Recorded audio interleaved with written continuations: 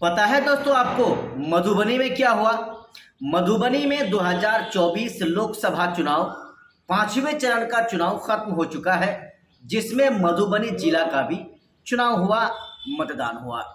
मधुबनी जिला में AIMIM party ने अपना उम्मीदवार वकार सिद्दीकी साहब को मैदान में उतारा था और इसके साथ साथ इंडिया गठबंधन के भी उम्मीदवार थे और एनडीए गठबंधन यानी दोनों गठबंधनों के साथ साथ ओवैसी ने भी अपना उम्मीदवार को वहां पर उतारा था।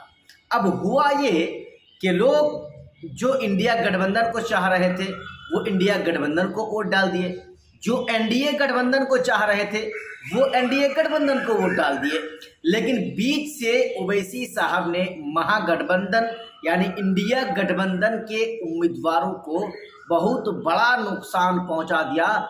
जहां तक पूरे बिहार का सवाल है, हम सिर्फ मधुबनी के बारे में बात कर रहे हैं।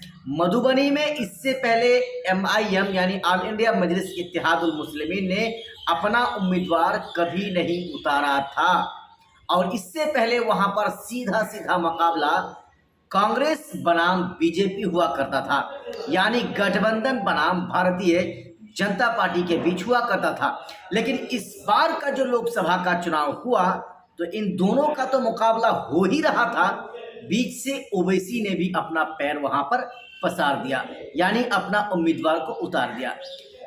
एमआईएम का वहां पर वोटर्स नहीं था इससे पूर्व, इससे पहले, लेकिन इस बार वकार सिद्दीकी साहब को चुनावी मैदान में उतार देने के बाद जो भी लोग वकार सिद्दीकी साहब को वोट दिए ये सब के सब इंडिया गठबंधन वाले का वोट था।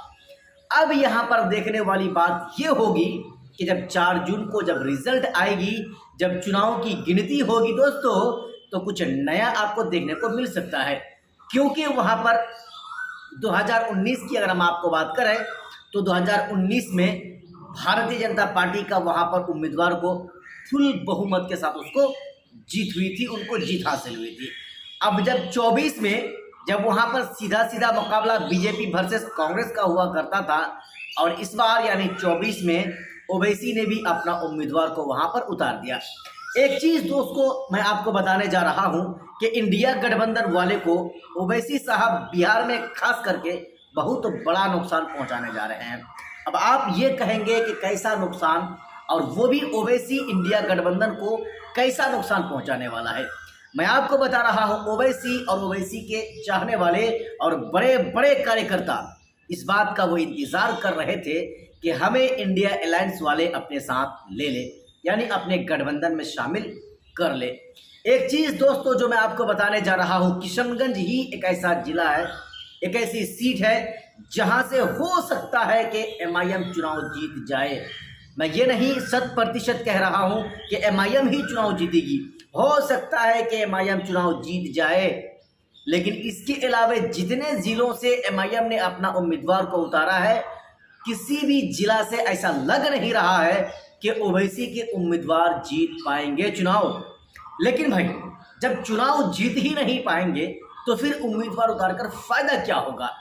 यही चीज मैं आपको बताने की कोशिश कर रहा हूं कि अगर इंडिया गठबंधन वाले ओवैसी को अपने साथ गठबंधन में ले लेते तो शायद ओवैसी इतने जिलों में अपना उम्मीदवार नहीं उतारते। लेकिन ये इंडिया गठबंधन वाले, चाहे वो अखिलेश यादव हों, चाहे बिहार के तेजस्वी प्रसाद यादव हों, चाहे राहुल गांधी हों, चाहे ममता बनर्जी हों, ये सब के सब नहीं चाहते हैं कि मुसलमान आगे बढ़े, मुसलमानों का बड़ा लीडर बनकर उभरे। यही वजह है और ओवैसी साहब ऐसे काम करने में सक्षम लग रहे हैं। ऐसा लग रहा है कि मुसलमानों का एक बहुत बड़ा चेहरा चुनाव के मुद्दे को लेकर सामने आ सकते हैं। यही वजह है कि उन लोगों ने ओवैसी को अपने साथ गठबंधन में नहीं लिया और ओवैसी ने अपने साथ में उनको जो गठबंधन में नहीं लिया, इसका बदला लेने के लिए इंडिया गठबंधन से, राहुल गांधी से, तेजस्वी प्रसाद यादव से पूरे बिहार के अलग अलग जिलों में अपना उम्मीदवार चुनावी मैदान में उतार दिया। दोस्तों मैं आपको पिछले एक उपचुनाव विधानसभा के बारे में अगर आपको बताऊं तो एक गोपालगंज विधानसभा है जहां से ओवैसी के उम्मीदवार ने असलम मुखिया को चुनावी मैदान में उतार दिया था उपचुनाव में, और वहां पर लालू प्रसाद यादव के साला वो खुद चुनावी मैदान में थे और भारतीय जनता पार्टी का उम्मीदवार भी वहां पर मुकाबला में था। हुआ दोस्तों ये कि बीजेपी यानी भारतीय जनता पार्टी ने वहां पर महज 1700 वोटों से चुनाव जीत गया। लेकिन अख्तरुल ईमान के द्वारा जो वहां पर उम्मीदवार को उतारा गया था ओवैसी द्वारा, एमआईएम पार्टी की तरफ से असलम मुखिया को, उनको वहां पर दोस्तों वोट मिल गया 12 से 13 हजार। सुनिएगा आप जरा इस बात को, ओवैसी के उम्मीदवार को वोट मिलता है 12 से 13 हजार और इंडिया गठबंधन के उम्मीदवार यानी लालू प्रसाद यादव के साला को हारना पड़ रहा है महज 1700 वोटों से। अगर वहां पर ओवैसी अपना उम्मीदवार को नहीं उतारता तो जाहिर सी बात है कि इंडिया गठबंधन का वहां से विधायक बन गया रहता, लेकिन ऐसा हुआ नहीं।